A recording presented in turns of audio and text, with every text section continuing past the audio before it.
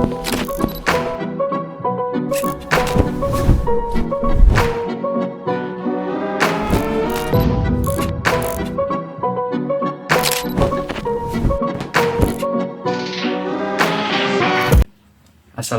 warahmatullahi wabarakatuh.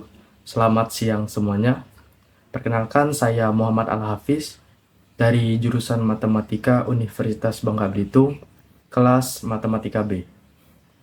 Di sini saya akan membahas tentang mata kuliah persamaan diferensial biasa, mengenai materi tentang persamaan diferensial non-homogen, metode koefisien tak tentu. Tanpa berlama-lama lagi, langsung saja ke video pembahasannya.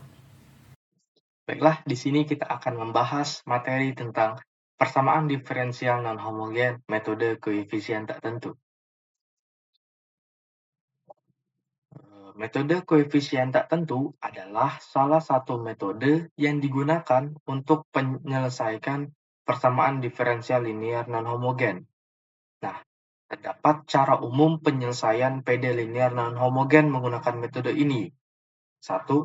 Menentukan solusi umum PD linear homogen. Yang kedua, menentukan solusi umum PD linear non-homogen.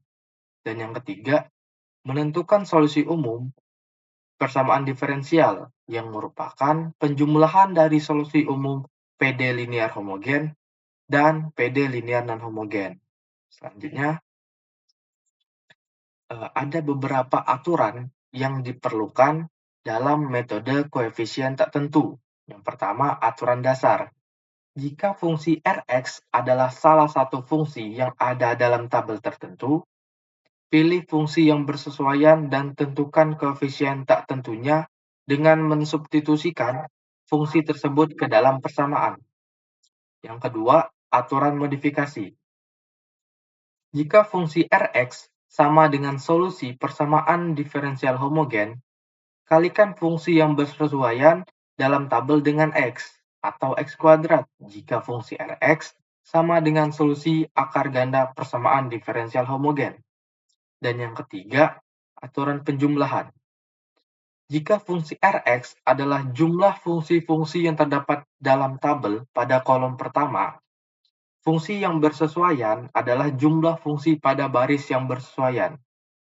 Nah, selanjutnya, bentuk umum dari metode koefisien tertentu yaitu Y double aksen ditambah fungsi Px Y aksen ditambah fungsi Gx Y sama dengan fungsi Rx. Dengan fungsi Rx tidak sama dengan 0. Nah, selanjutnya ada solusi total, yang dimana rumusnya yaitu Y sama dengan YH ditambah YP. Yang dimana YH itu adalah solusi persamaan diferensial homogen, sedangkan YP adalah solusi persamaan diferensial non-homogen. Nah, yang pertama, cara mencari YH. Ada beberapa cara. Yang pertama, persamaan karakteristik. Nah, setelah persamaan karakteristik, cara yang kedua, mencari akar-akar karakteristiknya. Setelah akar-akar karakteristiknya didapatkan, maka kita mendapatkan solusi basisnya. Nah, jika kita sudah mendapatkan solusi basisnya, kita bisa mengetahui solusi homogennya dengan rumus YH sama dengan C1 fungsi Y1X ditambah C2 fungsi Y2X. Selanjutnya, cara mencari YP. Nah, cara mencari YP ada dua cara. Yang pertama, pilih YP yang serupa dengan Rx. Maksudnya bagaimana? Jika ada suatu soal dengan fungsi Rx-nya sama dengan eksponen, maka kita harus memilih fungsi YP yang sesuai dengan fungsi Rx-nya. Jika Rx-nya eksponen, maka kita harus memilih fungsi YP yang eksponen juga. Seperti pada tabel yang pertama, dengan fungsi Rx-nya sama dengan eksponen Mx, maka kita harus memilih fungsi YP-nya, yaitu YP sama dengan A dikali eksponen pangkat Mx juga. Begitu pula dengan yang lainnya. Jika fungsi Rx-nya sama dengan fungsi polinom, maka kita harus memilih YP-nya juga yang merupakan fungsi polinom. Nah, yang cara kedua yaitu substitusikan ke dalam persamaan. Nah, sebelumnya ada beberapa bentuk fungsi Rx yang dapat diselesaikan. Yang pertama itu ada konstanta, yang kedua eksponen, yang ketiga polinom, yang keempat sin, yang kelima cos, dan yang keenam adalah kombinasi fungsi-fungsi di atas, baik itu penjumlahan ataupun perkalian. Selanjutnya kita akan membahas contoh soal. Baiklah, di sini kita akan membahas soal materi PD non-homogen metode koefisien tertentu. Soal, tentukan solusi PD non-homogen berikut. Y double aksen dikurang 5Y aksen ditambah 4Y sama dengan eksponen pangkat 3T. Jawab. Nah, yang pertama kita harus mencari YH. Mencari nilai YH. Dengan melakukan pemisalan bahwa Y double aksen dikurang 5Y aksen ditambah 4Y sama dengan 0. Nah, selanjutnya kita lakukan persamaan karakteristik. Menjadi R kuadrat dikurang 5R ditambah 4 sama dengan 0. Nah, setelah mendapatkan persamaan karakteristiknya, kita lakukan pemvektoran. Yang dimana hasil dari vektor ini mendapatkan nilai R-1, R-4. Nah, dari sini kita bisa mendapatkan nilai R sama dengan 1 dan R sama dengan 4. Nah, diperolehlah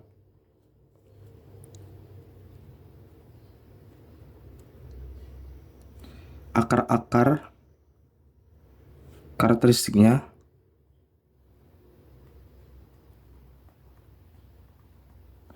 yaitu R1 sama dengan 1 dan R2 sama dengan 4. Nah, selanjutnya akan mendapatkan solusi basisnya,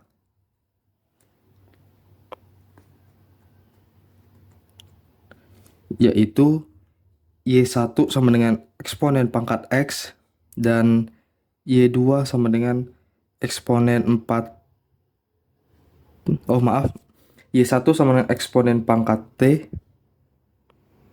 dan Y2 sama dengan eksponen pangkat 4T. Nah, dari solusi basisnya kita dapat mengetahui solusi homogennya. Solusi homogennya yaitu YH dengan rumus C1Y1 ditambah C2Y2, maka didapatkanlah untuk nilai Y1 dan Y2 tinggal kita substitusikan dari nilai Y1 yang telah kita dapatkan dan Y2 yang telah kita dapatkan menjadi C1 eksponen pangkat T ditambah C2 eksponen pangkat 4T. Nah, didapatkanlah solusi homogennya. Selanjutnya kita mencari YP. Mencari YP atau solusi non homogennya dengan cara memilih dari tabel yang ada pada materi. Mungkin akan saya tunjukkan kembali. Untuk bentuk soal kita, dia itu adalah Rx-nya itu eksponen pangkat 3T, maka kita harus memilih YP dengan bentuk A dikali eksponen pangkat 3T, seperti itu. Jadi untuk YP, pilih YP sama dengan A dikali eksponen pangkat 3T. Terus kita cari turunan pertamanya, yaitu Y aksen P sama dengan, tinggal kita turunkan saja 3 ke depan.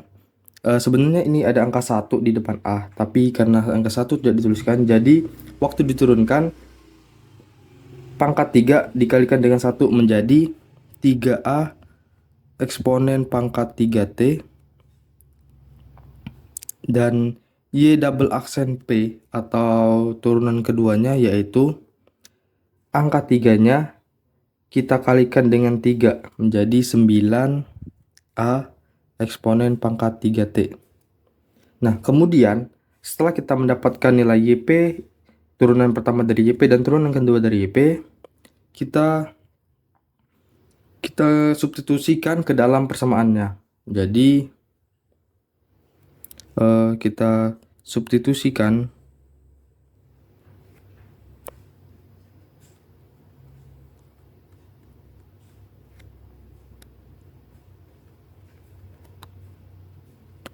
Nah, persamaannya yaitu merupakan soal dari soal pertama kita. Menjadi Y double aksen dikurang 5Y aksen ditambah 4Y sama dengan eksponen pangkat 3T. Nah, untuk nilai Y double aksen, Y aksen, dan Y kita substitusikan dari nilai yang telah kita dapatkan tadi. Menjadi 9AE pangkat 3T dikurang 5 dikali Y aksen yaitu 3A E pangkat 3T ditambah 4 dikali nilai Y yaitu A E pangkat 3T sama dengan eksponen pangkat 3T. Selanjutnya kita kalikan terlebih dahulu nilai yang terdapat dalam kurung menjadi 9A eksponen pangkat 3T dikurang 15A eksponen pangkat 3T ditambah 4A eksponen pangkat 3T sama dengan eksponen pangkat 3T. Nah, selanjutnya untuk lebih mudah kita keluarkan terlebih dahulu nilai dari A ini dengan nilai eksponennya. Kita pisah terlebih dahulu menjadi 9A dikurang 15A ditambah 4A dikali eksponen pangkat 3T sama dengan eksponen pangkat 3T. Nah, dengan mengeluarkan nilai A di setiap nilai ini, maka kita dapat lebih mudah untuk menghitungnya. Nah, untuk hasil dari pengurangan dan penjumlahan nilai A yaitu kita mendapatkan nilai min 2A eksponen pangkat 3T sama dengan eksponen pangkat 3T. Nah, selanjutnya eksponen pangkat 3T akan kita berikan nilai 1 menjadi min 2 sama dengan 1. Nah, min 2A, maaf salah, min 2A sama dengan 1. Nah, jadi kita akan mendapatkan nilai A yaitu min 1/2. Nah, sehingga nilai YP yang kita dapatkan yaitu min 1/2 eksponen pangkat 3T. Nah, jadi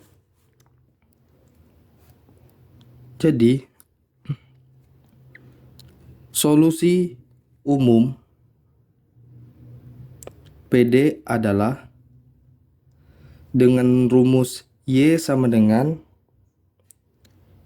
YH ditambah YP, yang dimana kita sudah mendapatkan nilai YH yaitu ini C1 eksponen pangkat T ditambah C2 eksponen pangkat 4T, dan kita sudah mendapatkan nilai YP yaitu min setengah eksponen pangkat 3T.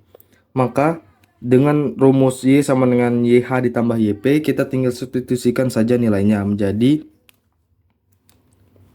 C1 eksponen pangkat T ditambah C2 eksponen pangkat 4T dikurang setengah eksponen pangkat 3T, yang merupakan ini adalah nilai dari YH dan ini merupakan nilai dari YP, yang dimana untuk solusi umumnya merupakan penjumlahan dari kedua nilai tersebut.